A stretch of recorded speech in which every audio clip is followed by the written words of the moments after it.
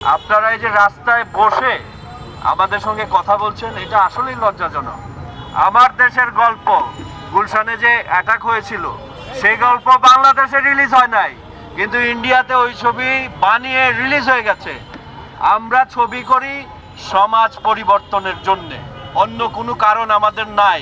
কিন্তু কোনো কারণ দর্শানো হলো না কেন ওই ছবিটি আমরা এখানে টিজার দেখাতে পারবো না বা ট্রেলার দেখাতে পারবো না।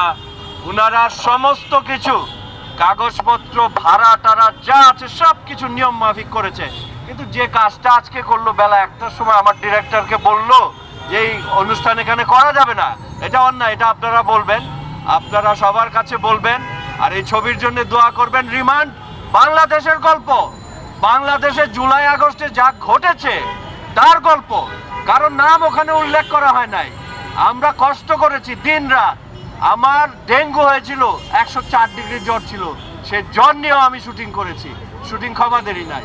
আপনারা সবাই দোয়া করবেন রিমান্ডের জন্য এবং ভালো থাকবেন। আল্লাহ হাফেজ। আসসালামু আলাইকুম।